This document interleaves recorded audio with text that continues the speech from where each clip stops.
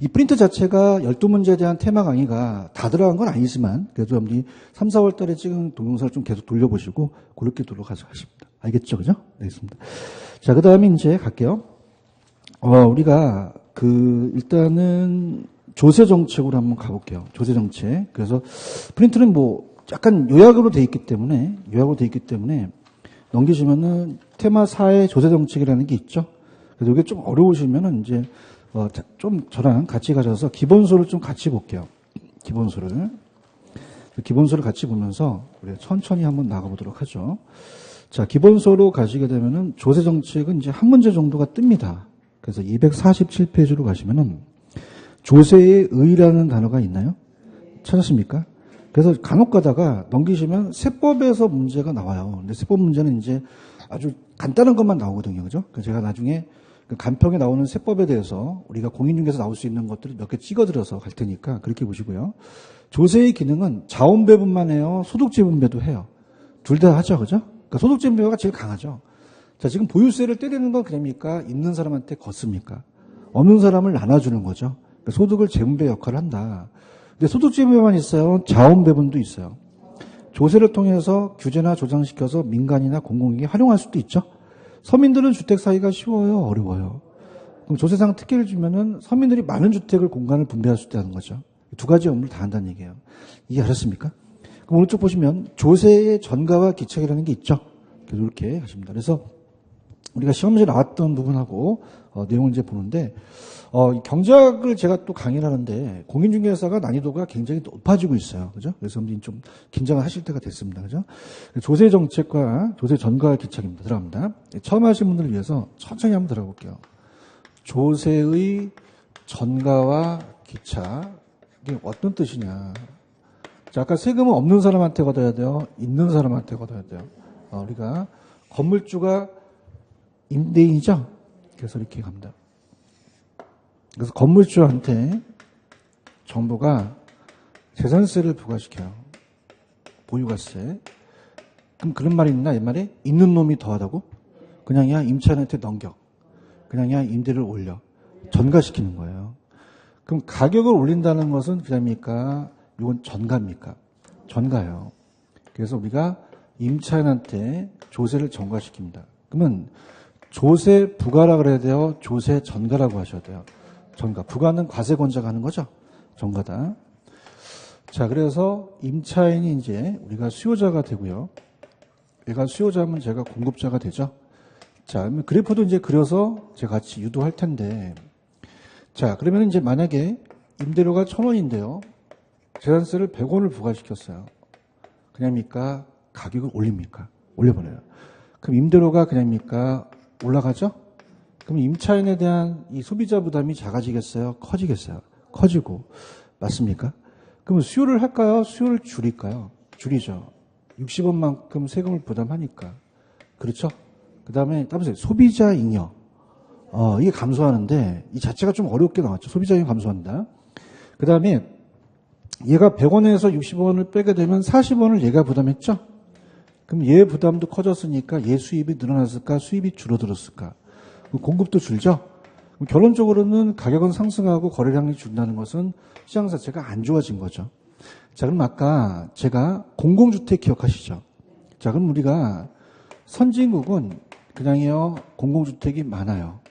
대체재가 많죠? 제 친구, 여자친구가 몇 명 있어요?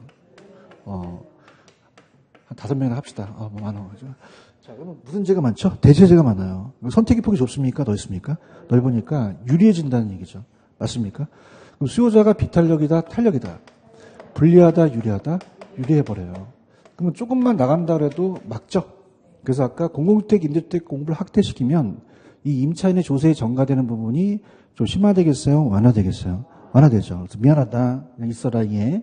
그 너한테 조세 부담을 작게 할게, 미안해. 이렇게 하는 거예요. 근데 후진국은 주택 보급률이 굉장히 낮죠. 그럼 주택이 갈 데가 있을까 없을까? 저기 외곽이 짱 박혔다는 거죠. 그냥이다, 대체자가 적다. 탄력적이다, 비탄력적이다. 유리하다, 불리하다, 불리해요. 그럼 얘가 얘한테 배웠어. 그래서 나간다면 잠깐, 나간다니까 뭐라 그래? 나가라 그래. 주택이 있어 없어? 그냥 다시 들어가. 뭐라 그래? 자, 난 어렸을 때부터 조세를 너무 좋아해요. 저한테 부담시켜주세요. 그럼 조세 부담이 커지는 거죠. 그럼 이렇게 합니다. 탄력적은 유리하죠. 그럼 조세 부담이 커져요? 작아져요? 비탄력적은요? 조세 부담이 커진다는 얘기죠. 이해하셨습니까?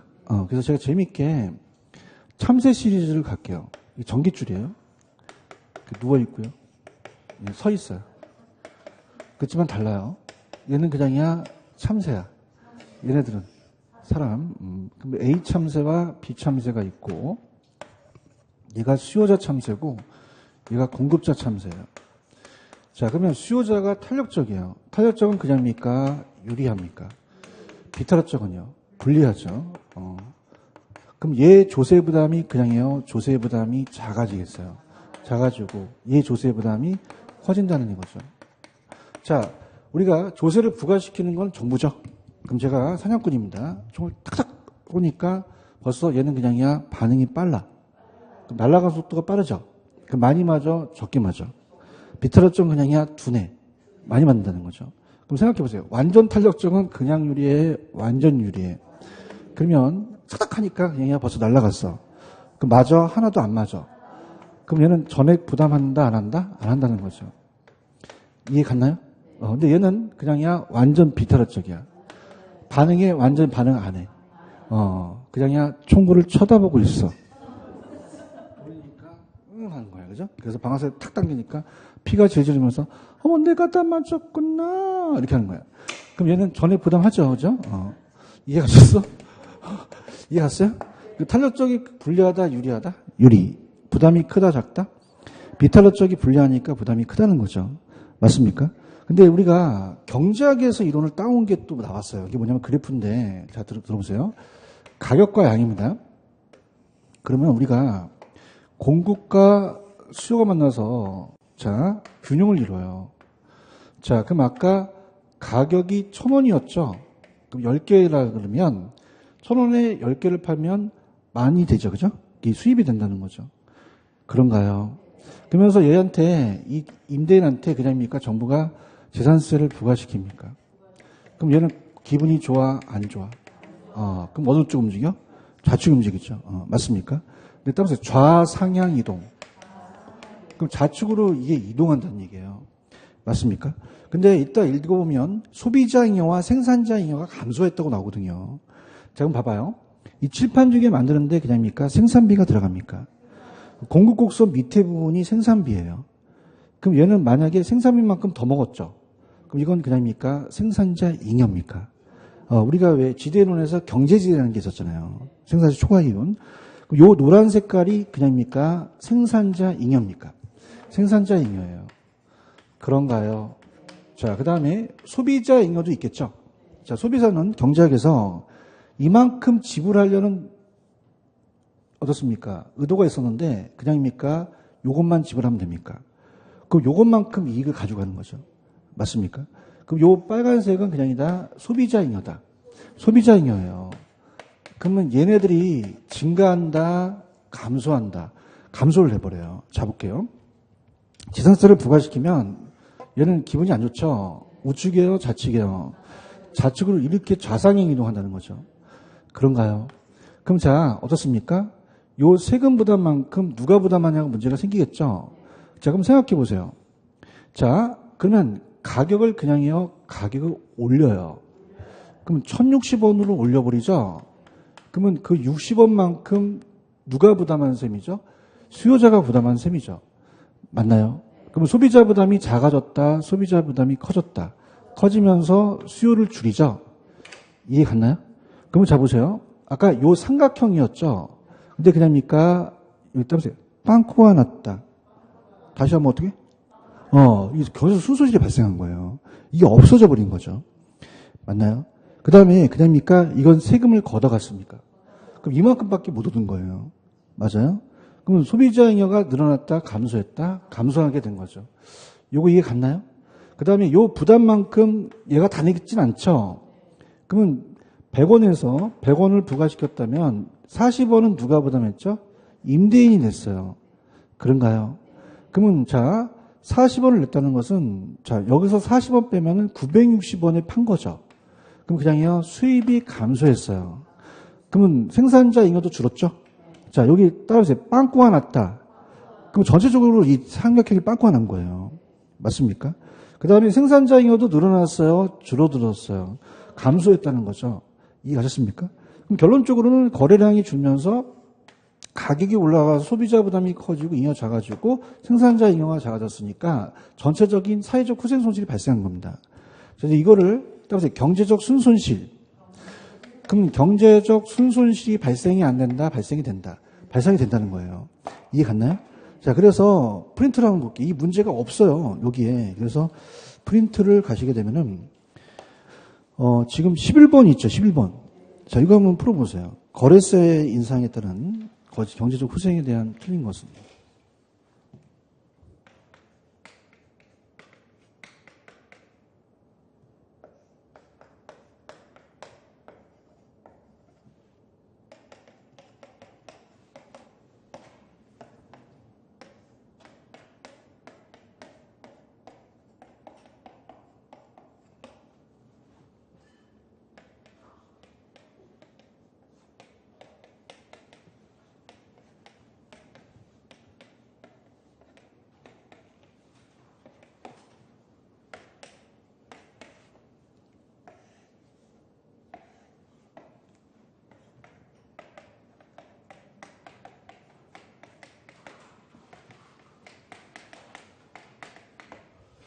자, 정답은 몇 번이죠?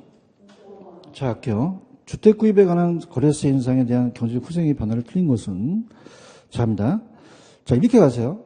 수요 곡선이 공급 곡선에 비해 더 탄력적이죠. 그럼 수요가 더 탄력적이라는 얘기예요. 그럼 그냥요, 수요자가 유리해요. 그럼 수요자에 비해 공급자 부담이 더 커지는 거죠. 그런가요? 자, 공급 곡선이 수요 곡선에 비해 탄력적이라는 건 그냥입니까? 공급이 더 유리합니까? 그럼 공급자에 비해 수요자 부담이 작아진, 자, 우리가 수요자 부담이 커진 거죠. 자, 할게요. 아까 그래프를 보시면은, 자, 재산세를 부과시키면 그냥요, 1060원으로 가격을 올려요. 그럼 실질적인 금액이 상승했죠. 그 다음에, 따라서 빵꾸가 났다. 그럼 잉여도 그냥입니까? 감소를 했습니까? 감소를 했다는 거죠. 그런가요? 자, 공급자가 받는 것은 아까 그래프를 보시게 되면 1000원에 받아요? 960원에 받아요? 그럼 받는 가격이 하락했죠. 따라서 빵꾸가 났다. 그럼 어떻게 해요? 생산자 잉여도 감소한다는 거죠. 이 지문을 이해를 하셔야 된다는 거예요. 맞습니까? 그냥 이해하시는 것보다 이렇게 그래프를 그려드리는 게 낫다는 얘기죠. 그러면 몇 번 정답? 거래세 인상에 의해서 세수입 증가분은, 자 보세요. 조세를 부과하니까 그냥요, 거래량이 감소했어요. 둘 다 빵꾸가 났죠. 그럼 조세에 대한 조세 수입 증가로 민간의 후생의 감소 합이 다 조세 수입보다 크므로 경제적 순손실이 발생 안 했다, 발생했다. 발생했다는 거죠. 체크하셨습니까? 근데 그 이후에 시험 문제가 나왔던 게, 자, 이걸 지금 제가 강의를 할지 말지 지금 굉장히 지금 저건데, 자, 보세요. 시험 문제가 어떻게 나왔냐면, 수요는 변화가 없다 그랬어요. 누군 변화가 없다? 그럼 공급에 따라서 경제적 순손실이 더 커질 수 있죠. 자, 이렇게 해볼게요. 자, 지금 공급이나 수요나 그냥입니까? 다 감소를 합니까? 감소를 하죠. 따라서 빵꾸가 났다. 그러면 탄력적일수록 그냥입니까? 더 양을 줄입니까? 줄이니까 더 빵꾸가 나겠죠. 그러면 공급이든 수요든 탄력적일수록 경제적 순손실이 크다고 나왔거든요. 지금 분위기가 안 좋다는 거죠. 그죠? 자, 할게요. 괜히 건드렸어요. 자, 볼게요. 그냥이야 빵꾸가 났어. 그냥이야 공급이 감소시켜. 탄력적이면 그냥이야 더 감소시켜. 비탄력적이면 못 감소시키잖아요. 탄력적인 놈이 더 그 손실이 온다는 얘기예요. 맞나요? 그래서 제가 경제학에서 강의할 때는 이러는데, 자, 보세요. 자, 지금 1등 하는 애와 500등 하는 애가 똑같아요? 달라요? 전교에. 맞습니까? 그럼 등수가 똑같이 얘도 3등에서 2등 떨어졌고 500등에서 502등 떨어진 건 같죠? 근데 반응은 똑같다 다르다? 다르다는 거예요. 제가 경제학에서 이렇게 강의하거든요. 그죠? 네? 그럼 얘가 만약, 얘는 아까 수요가 변함이 없다 그랬죠? 얘가 수요자라고 하고 공급자라고 한다면 누가 더 반응이 클까요? 수요자가 더 반응이 크죠. 왜 그럴까요? 그냥입니까? 굉장히 탄력적입니까? 탄력적이에요. 맞습니까? 여러분이 1등을 안 해봐서 그래요. 경제학에서 강의하는데, 경제학에서 이렇게 강의하거든요. 부동산에도 이게 침범이 됐어요. 굉장히 힘든 거죠. 자, 1등한 놈은 그냥입니까? 2등 떨어진 게 굉장히 충격적입니까? 굉장히 탈락적이에요. 약도 먹을 수도 있고 자살할 수도 있어요. 근데 500등 안에는 자살할까? 나이트 클럽가 어차피 포기한 건데, 그죠? 그럼 탄력적이야, 비탄력적이야? 반응이 없다는 거야. 얘기 좀 해봐요.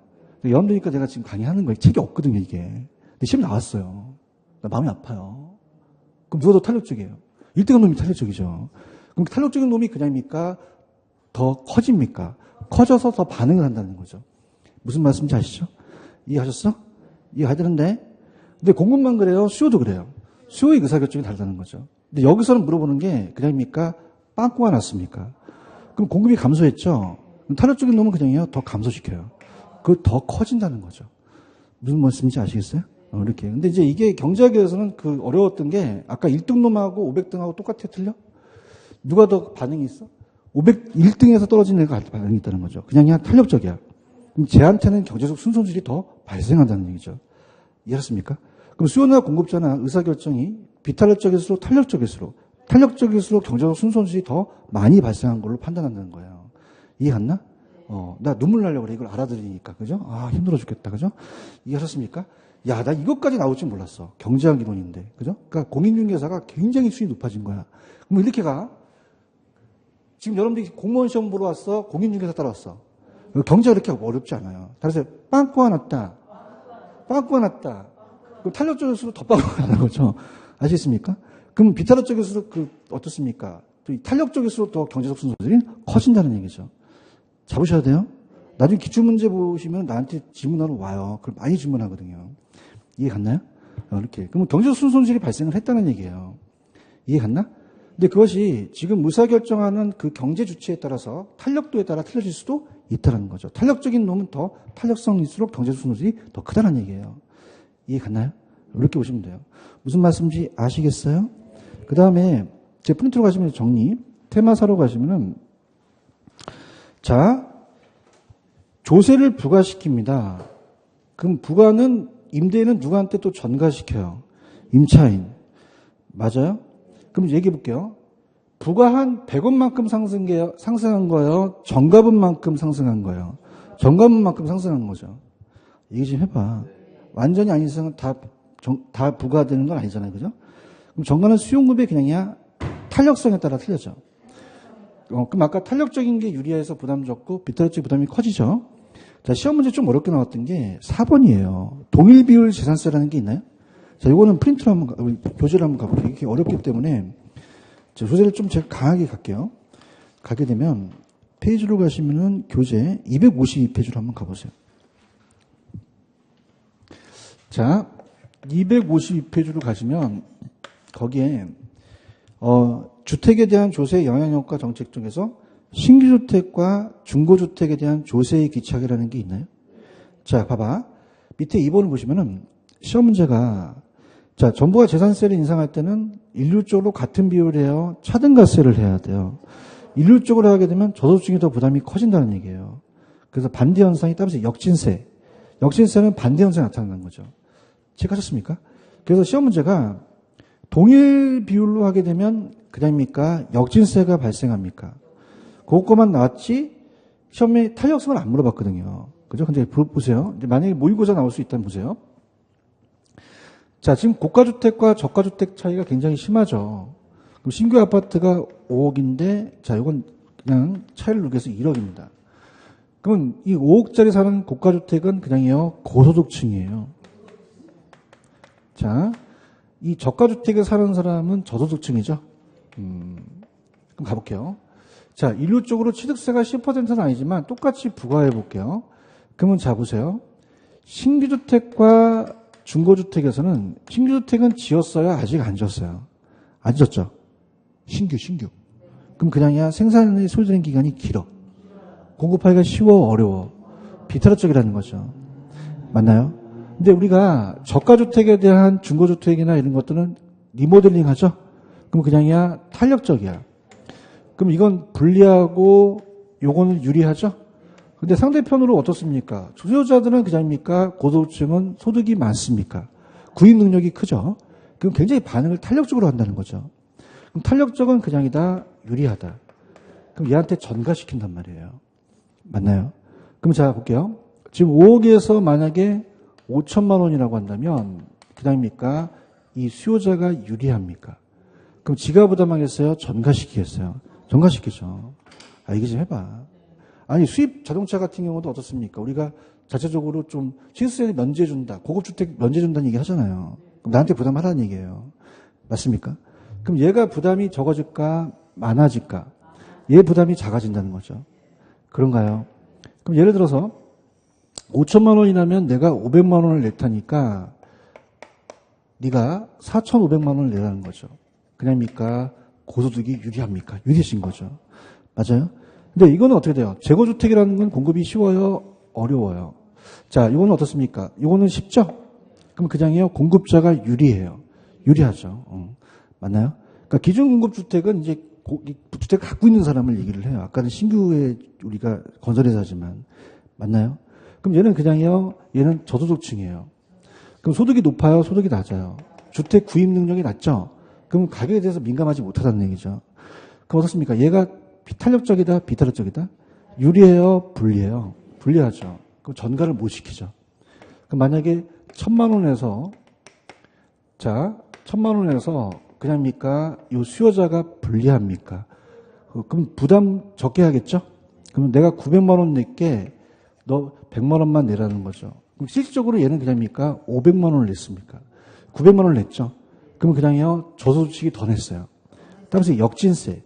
역진세는 반대라는 얘기예요. 맞습니까? 그럼 동일세율로 같이 한다면 차등가세에 대한 그 세가 될까요? 역진세가 될까요? 역진세가 된다는 누진세가 아니라 역진세가 시험에 나왔다는 거죠. 맞습니까? 그럼 역진세는 기분이 안 좋을 때 역 같은 일이 있다는 얘기 많이 하죠. 그럼 역진세는 좋은 세금이 안 좋은 세금? 어떻게 했어? 역 같으니까. 그러면 거기에 기본소에 나와 있는 걸 한번 읽어보세요. 그러면은 동일비율로 재산세를 부과하면 프린트, 고소득층이 저소득층에 비해 상대적으로 됩니까? 혜택을 봅니까? 그럼 누진세예요? 역진세예요? 역시 나타나는 거죠. 그런가요? 그러면 그냥 돼요. 누진세를 적용시켜야 돼요. 그러면 고소득층한테 더 세금을 부담시켜야겠죠. 수직적 형평성은 위에 있는 놈이 고고 밑에가 저라면 수직적 형평성을 달성하는 거죠. 이해 갔나요? 이렇게 잡으시고. 그 다음에 이번에 양도소득세라는 게 있죠. 자, 이건 이제 253페이지를 참조하시는데 양도소득세라 보유세 증가에다가 밑줄 쳐보세요. 이게 굉장히 중요한데, 자, 세금도 몰라야 돼요. 우리가 알고 있어야 돼요. 알아야 투자에 굉장히 영향을 주거든요. 그러니까 저도 작년에 차익을 많이 나왔는데 지금 안 팔고 있어요. 왜냐하면 양도세를 내야 되거든요. 그럼 우리가 노무현 대통령 때 양도세 중과라는 과세를 쓰면서 문제가 발생되는 게, 양도세 중과라는 건 수요 억제 정책이에요. 근데 그냥입니까? 시간을 줘야 됩니까?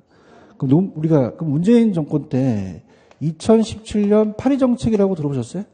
좀 가지세요. 그죠? 그러면서 그냥이야 시간을 줘. 그래서 2018년 4월 달까지 줬어요. 그죠? 저도 이제 물량 갖고 있어서 하는데. 그러면 우리가 정부 입장에서는 양도세를 중과시킬 테니까 물량이 시장에서 많이 쏟아져 나올 줄 생각한 거죠. 그럼 그냥입니까? 가격이 떨어집니까? 누구 생각이죠?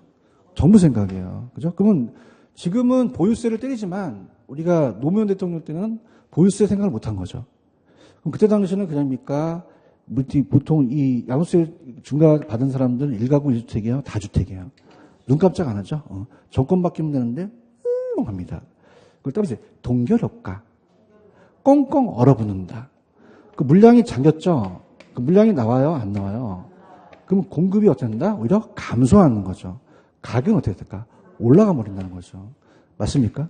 그러면 자, 이건 누가 개입해서? 정부가 개입해서 안 좋을 수도 있다는 얘기예요. 양도세 중과 동결효과 나오면 가격 하락, 가격 상승. 공급이 감소한다는 거죠. 얘기 좀 해봐요. 이해 가셨어? 그래서 그냥이야 공시지가를 올렸어. 올려서 공동주택에 대한 4월 30일 날 올렸잖아요. 보유세 아세요? 종합부동산세? 지금 세법 시간이에요. 그러면 6월 1일 날로 과세를 하기 때문에 그냥입니까? 지금 매도를 하려고 합니까? 하려고 하죠. 아시겠습니까? 그래서 보유세를 때리게 된 거죠. 이해하셨습니까? 자, 그럼 봐봐. 양도세 있어? 자, 그냥이야 동결효과. 자, 따라서 꽁꽁 얼어붙는다. 물량이 안 나온다. 잠겼어. 그럼 공급이 어떻게 된다? 감소하죠. 가격이 어떻게 돼? 올라가 버려요. 그 보유세 중과라는 건 토지용 촉진 투기를 억제하고 효율적 세금인데 토지에 따라서 그냥이야 용도에 따라서 차등가세를 해야 돼. 동일세율로 하면 안 되겠죠. 이해하셨습니까? 그 다음에 3번하고 4번을 묶어보세요. 따라보세요. 헨리 조지. 별 조지가 다 있죠? 그래서 254페이지로 한번 가보세요. 254. 이거 가시면은 254에 헨리 조지의 토지 단일세 운동이라는 게 있나요? 찾았습니까? 할게요. 자, 우리가 저번 시간에 그 고전합하는 지대를 잉여로 봤다 그랬죠? 얘는 고전합하예요. 무슨 합하다? 그럼 토지가 개량되는 걸 생각했어요? 생각하지 못했어요? 못했죠. 토지는 생산 요소 비용이 아니라는 얘기죠. 개량을 못한다는 얘기예요. 그럼 얘는 그냥이야 옛날 이론이야. 옛날 이론에 대한 이론이라는 거죠. 그죠? 그럼 들어보시면은, 자, 보세요. 자, 헨리 조지의 토지 단일세 운동 들어갑니다. 자, 헨리 조지는 제가 이 지대 이론이, 자, 얘는 신고전합하다, 고전합하다. 고전합하요. 고전합하는 인문적 특성을 강조했어요. 자연적 특성을 강조했어요. 자, 그럼 어떻게 해요? 토지가 부중성에 의해서 한정이 돼 있죠? 그러다 보니까 우리가 이 곡물 가격에 대한 생산을 하게 되면은 나머지 생산비를 빼고 지대로 남는 게 지대가 잉여라는 얘기예요. 그럼 그냥 봤어요? 잉여로 봤어요. 불로소득으로 본 거죠. 그런가요? 그럼 우리가 만약에 지주가 있어요. 지주가 공급자입니다. 토지 소유자예요. 그럼 얘가 가만히 있어요. 땅을 빌려줘요. 지대를 받죠. 근데 자, 생각해 보세요. 그럼 토지가 지금 이건 인문적 특성, 자연적 특성. 그러면 물리적 양은 절대 증가된다, 안 된다. 안 된다는 거죠. 이 가정만 계속 간 거죠. 그럼 얘네들은 농지가 택지로 바뀌는 거를 생각했다, 생각을 못했다. 못했다는 거예요. 얘기해봐요. 그래서 옛날 이론이라는 거죠. 그럼 공급이 그냥이다, 완전 비타르적이다. 그럼 공급자가 그냥 불리해요, 완전히 불리해요. 그러면 얘가 세금을 다 내라는 거죠. 그럼 재산세를 부과시키더라도 전가된다, 안 된다? 안 돼요. 그래서 있는 놈이 다 먹기 때문에 형평성에도 맞는 거죠. 맞아요? 근데 봐봐. 아까 요거는 그냥 했어요. 이거 주택이었어요. 주택이었거든요. 맞습니까? 그럼 우리가 다음에 빵꾸가 났다. 돈의 순손이 발생했죠. 그냥이야 거래량이 줄었어요. 그럼 자원 배분이 왜곡된 거예요. 맞습니까? 그럼 헨리 조지께서는 그냥이야 토지를 얘기했어. 근데 그냥이야 물리적 공급이야. 물리적 공급은 불가능하다는 거죠. 그럼 우리가 지금 가격이 여기 딱 있어. 지금 100만 원 받아. 그러면 자 생각해 보세요. 자 이건 가격 올려요? 못 올려요? 전가가 안 되죠. 대답해봐. 이거 다 되는 거야. 있는 놈이 다 내라는 거지. 그래서 따라서 토지 단위세. 다른 세금은 걷어라, 걷지 말아라. 걷지 말고 토지세만 걷으라는 거죠. 비효율적인 세금 걷지 말라는 얘기예요. 맞습니까? 그러면서 보세요. 아까 주택은 그냥이야 빵꾸가 났다.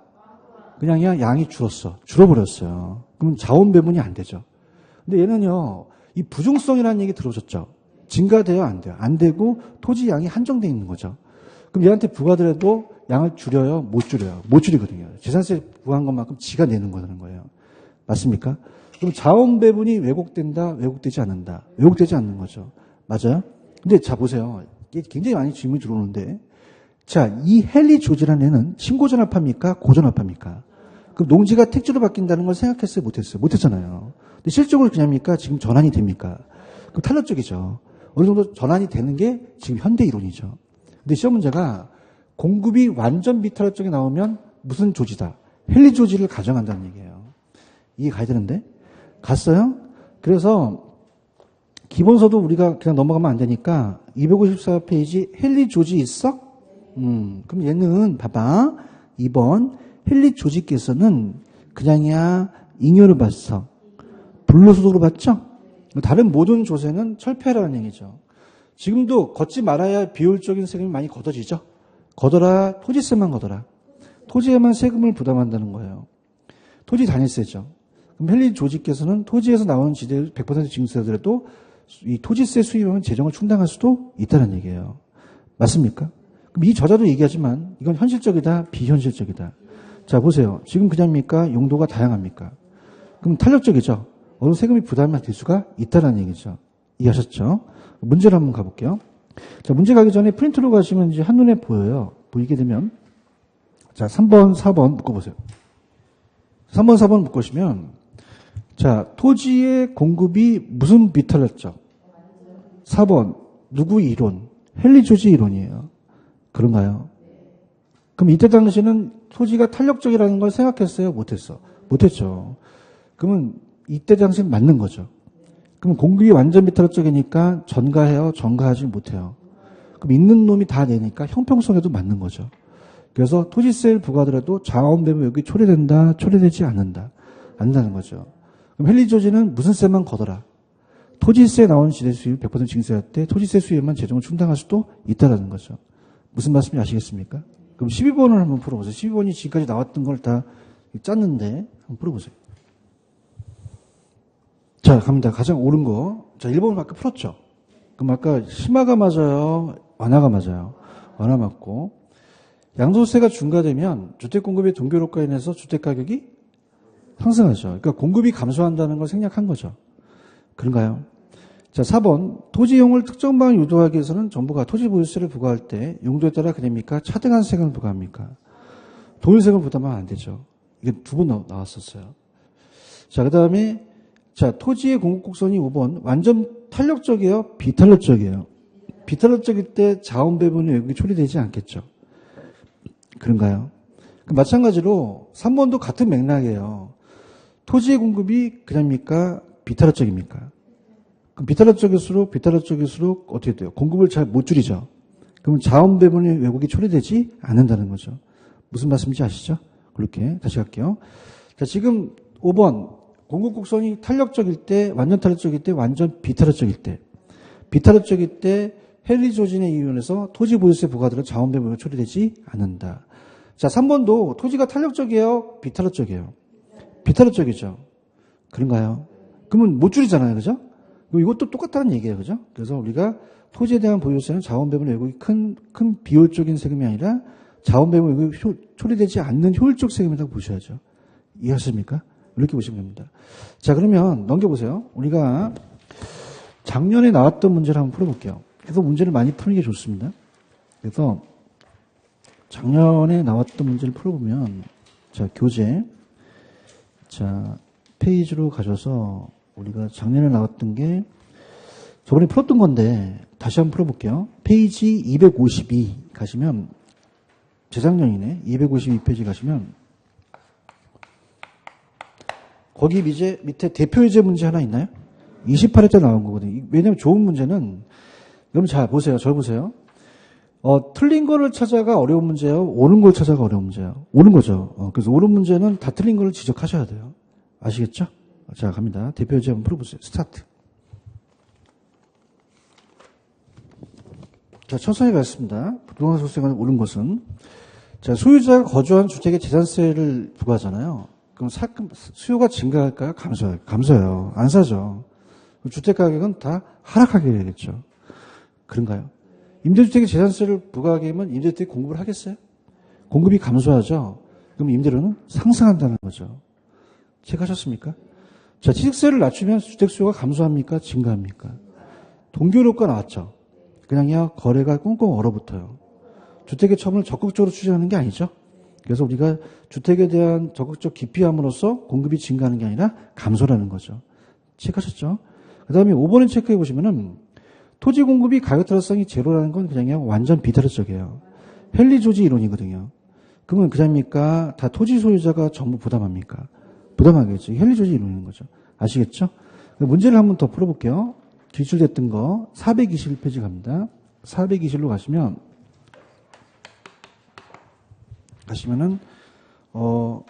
64번 문제 한번 풀어보세요. 64번 문제.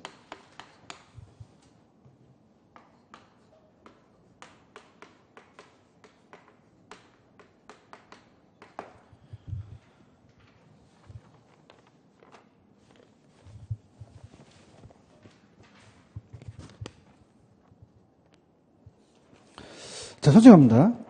정부가 주택에 부과되는 재산세를 상승시켰고 거기에 따라서 우리가 갈게요. 단기적 주택시장에 나타나는 현상의 가능성이 가장 적합한 것은 자, 아까 제가 임대인과 임차인이 부과되는 재산세 절반씩 부담하는 건 아니죠. 그럼 이번이 그 시험 문제네요. 그럼 재산세 기착은 됩니까? 이 수요 탄력과 구매 상대적 크기에 따라 달라집니까? 2번이 정답인가요? 넘겨보세요. 자, 아까 그냥입니까? 임대료가 올라갔습니까? 그 다음에 어떻게 돼요? 그만큼 공급자들도 수입이 줄어들었죠? 공급량이 증가했다, 감소했다? 감소했죠. 체크하셨죠? 그 다음에 봐봐요. 아까 제가 여기다가 고가주택과 저가주택에 대한 그 신규주택과 중고주택은 일률적으로 하면 그냥요, 역진세가 발생돼요. 그 이유는 했었죠. 근데 시험 문제는 그렇게 어렵게 안 나왔어요. 그럼 일률적으로 같은 세율을 적용할 때는 누진세예요, 역진세예요? 역진세가 발생한다고 그러시죠. 맞습니까? 그 다음에 5번 수요가 그냥요 완전 탄력적이에요. 그럼 그냥요 완전히 유리해요. 그럼 재산세 상승분 전부 임대인한테 기착하게 되겠죠. 이해가셨죠? 네, 그렇게 보시면 됩니다. 무슨 말씀인지 아시죠? 이렇게 가시면 되고 그 다음에 자 됐습니다. 그렇게 하시고 뭐 문제 자체는 뭐 그 세금에서 조금 제가 풀어드리려고 해도 없더라고요 많이. 그래서 그렇게 보시고 프린트로 가셔서 좀 정리를 해볼게요. 프린트 갑니다. 자, 프린트로 가셔서 오늘 내용 정리를 해드린다면 들어가 볼게요. 자, 1번부터 쫙 갈게요. 프린트 1번. 천천히 가셔서 올해는 이거다 이라고 하는데 일단은 1번에 가시면 집가고라는 단어가 있죠. 이건 이제 매년 출제되는 부분은 아니에요. 그럼 1번의 정답은 몇 번이 맞았어요? 높은 택지 가격은 고충화되어 있죠? 그럼 좀 더 제가 팁을 드리면 조방적이 맞아요? 집약적이 맞아요? 집약적. 이거 좀 가져가시고요. 그 다음에 2번에 가시면 자 따라서 저소득. 따라하지 말고 뭐가 나와야 돼? 정치적이 나와야 되죠. 나랑 똑같이 따라하는 게 아니라 저소득하면 정치적이 나와야 돼요. 그럼 저소득층을 위한 건 그냥입니까? 정치적인 겁니까? 시장 실패가 아니죠. 체크하셨죠? 자 3번 부동산 실패에 대한 원인에서 정답은 몇 번이었죠? 자, 재화의 동질이 아니라 비동질이겠죠? 그러면 불안정 경쟁은 출시했죠? 그럼 만약에 나온다면 뭐다? 정보의 비대칭이 나올 수 있어요. 그럼 비가 빠지면 안 됩니다. 이해하셨습니까? 이렇게 꼭 들어가야 돼요. 무슨 말씀인지 아시겠죠? 그 다음에, 자, 4번의 외부 효과라는 것은, 자, 제가 분명히 말씀드릴게요. 빨리 맞히시려면, 자, 정리합니다. 그냥입니까? 시장의 외부입니까? 그럼 시장을 통했어요? 안 통했어요? 안 통했죠. 얘기해보세요. 그죠? 이해를 먼저 가고. 그러면 거래 당사자예요? 제3자예요? 제3자가 알려준 거고요. 의도했어요? 그럼 이익에 대한 대가를 줬나요? 손실에 대한 보상을 해줬나요? 그럼 가격 교통하지 않았죠. 그럼 내가 뭐 했다면 그냥 돼? 딱 잡아떼야 돼. 딱 잡을 때 준비되셨어요? 나 봐봐. 의도했어? 했어요. 그럼 내년 또 오게 되는 거예요. 시장을 통했어? 안 통했죠. 재밌어? 이게, 큰일 나, 이제는. 시장을 통했다면 안 돼. 맞아요? 그 다음 2번. 사적 편익이 사회적 편익보다 크다는 건 따라서 사회가 유리하다. 그럼 정의니까, 사적 편익이 사회적 편익보다 크다는 건 사적 편익이 크죠? 그럼 사회가 불리하니까, 부니까 과대가 되겠죠. 그런가요? 근데 사적 병이 사회적 병을 초과했다는 건 사회적 병을 적게 했잖아요. 그럼 사회가 유리하니까 정의니까 가소가 되겠죠. 자, 4번과 4번은 쉽게 떴습니다. 자, 볼게요. 자, 여러분들이 공원이 들어섰어? 기분이 어떠세요? 그러면 수요 곡선이 우측으로 이동한다고 나왔죠. 그런가요? 규제를 하게 되면 시멘트 공급을 줄이죠. 그러면 그냥 양이 감소를 해요. 그럼 가격이 올라가겠죠. 맞습니까? 자, 5번하고 6번 묶어서 별표. 자, 지금 6번은 그냥입니까? 직접적 개입 수단입니까? 그럼 4개가 되겠죠. 근데 개발부담금이라는 5번에 가시면 개발부담금은 개입 근거예요? 수단이에요? 그럼 이거와 바꿔낼 수 있다는 거죠. 체크하셨습니까? 그러면 그냥이야 이제 출제가 됐어. 그러면 5번에다 별표 쳐야지. 그러면 쳤어요? 그럼 쳤으면 5번을 다른 거를 집어넣을 수 있어요. 그죠? 아까 따라서 보조금 지급, 조세. 자, 이런 것들이 나왔다. 이건 그냥이다. 수단이다. 수단이 될 수 있는 거죠. 체크하셨죠? 얼마 될 수 있다. 그렇게 보시면 되고. 그 다음에 7번을 보시면은, 자, 꿀팁. 7번의 1번과 8번을 연결시켜 보세요. 자, 임대료 상한제에서는 초과 공급이 나오면 된다? 안 됩니다. 초과 소요가 나와요. 맞습니까? 그러면 7번에 1번에 가시면 초과 공급은 정답이 됩니까? 안 됩니까? 안 돼요. 날리셔야 돼요. 마찬가지로 8번도 임대료 상한제니까 초과 공급이 나오면 돼요? 안 돼요? 안 됩니다. 날리셔야 돼요. 무슨 말씀인지 아시죠? 그럼 우리가 7번에 1번 초과 공급이 맞아요? 초과 수요가 맞아요? 맞죠? 그 다음에 단기적으로도 임차인 주거의존이 촉진이다, 저하된다. 3번 장기와 단기가 바뀌었죠? 4번이 맞고요. 5번 높게 낮게. 자 8번 갑니다. 자 입을 여세요. 자 150만 원 규제가 나오면 그냥 함수에 대입시켜요. 그러면 일단은 어떻게 돼요? 초과공급은 답이 아니죠. 그럼 1번과 2번이니 초과 수요가 얼마가 되는지 계산만 하시면 되는 거죠. 맞습니까? 자 9번 보조입니다. 1번 여러분들 자 보조를 해주면 집만 높여요. 남으면 고기도 사 먹어요. 그럼 다른 재화의 소비량도 늘어난다는 겁니다. 맞습니까? 자 정부가 임차인에게 임대를 직접 보조하면 단기는 공급이 되지 않죠. 그럼 수요만 올라가니까 임대료는 어떻게 돼요? 올라가고 장기적으로 공급이 늘어나니까 임대료가 하락하겠죠. 바우처 3번이 맞죠? 주거지 선택은 누구한테 보조하는 게 나아요? 임차인한테 낫다는 거죠. 그런가요?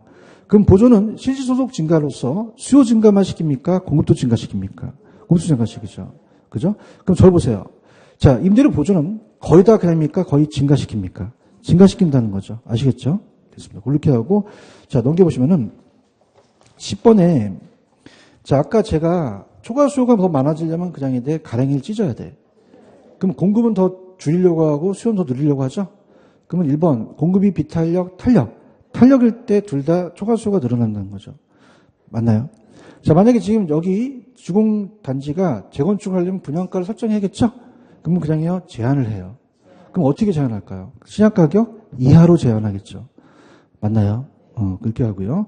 그 다음에 3번. 자, 공공에서 공적과 사적에 모두 혜택 주는 건 어디죠? 단기에만 혜택 주죠. 그럼 4번이 맞나요? 자, 5번 이렇게 해보세요. 따라서 단비장탄. 그럼 단기는 비탄력, 장기는 탄력. 자, 11번. 수요가 탄력적이면 수요 부담이 적죠. 공급이 탄력적이면 공급자 부담이 적죠. 자, 세금을 부과시키면 그됩니까? 수요자의 실질적 지불하는 금액이 상승합니까? 소비자 잉여도 감소하고 공급자가 받는 가격이 하락하게 되면 생산량이 감소하죠. 그러면 따라서 빵꾸가 났다. 그러면 경제적 순손실이 발생하죠. 자, 이렇게 해볼게요. 아까 공급을 감소시킬 때 탄력적이면 그냥 더 감소시켜요. 그럼 경제적 순손실도 난다는 거죠. 아까 1등 안에와 500등 안에 기억나세요? 누가 더 예민해요? 1등 했던 애가 예민하죠. 그러면 비탄력적일수록 탄력적일수록 탄력적인 주체가 더 경제적 순손실을 크게 본다는 거죠. 맞습니까? 그 다음, 자, 12번 갑니다. 마지막입니다. 경제효과입니다. 1번. 자, 공공주택을 적게 만들어야 돼? 많이 만들어야 돼? 그럼 대체재가 많아지니까 탄력적이죠? 그러면 이 임차인에 대한 전가되는 현상을 완화시킨다. 자, 양도세 중과에 동결효과에 공급이 감소가 빠졌죠? 그럼 동결효과 나오면 무조건 가격 상승으로 가셔야 됩니다. 그런가요? 자, 3번이나 5번이나 토지 공급이 어떻게 할 때요? 비탄력적일 때만 이 자원배분이 처리되지 않겠죠. 그렇죠? 그럼 3번에 비탄력적은 맞지만 자원배분이 왜곡이 어떻게 해요? 큰 거예요? 좀 작아요? 효율적 세금이고 자원배분이 처리되지 않겠죠. 그러면 5번은 어떤 게 들었습니까? 완전 비탄력적일 때죠. 맞습니까? 몇 번 정답? 보유세를 부과할 때는 어떻게? 차등한 세금을 때려야겠죠. 이렇습니까? 여기까지 보시면 돼요. 무슨 말씀인지 아시죠? 여기까지. 그래서 우리가 12개 문제를 봤을 때 물론 뭐 여러분들이 12개가 다 적중되면 좋겠죠. 그렇지만 최대한 시험 문제 4-5문제 나올 수 있는 부분을 다 집어넣었어요. 그러니까 요거 위주로 좀 공부해 보세요. 아시겠죠? 그 다음에 제가 안 했던 거는 이제 아까 여가과정 같은 경우는 제가 7회 때 나오고 좀 끊겼죠. 그걸 한번 쭉 읽어보시고요. 그 다음에 3, 4월 달에 했던 여러 가지 중간중간 했던 것도 좀 보시기 바랍니다. 여기까지만 할게요. 여러분들 수고하셨습니다. 감사합니다. 네.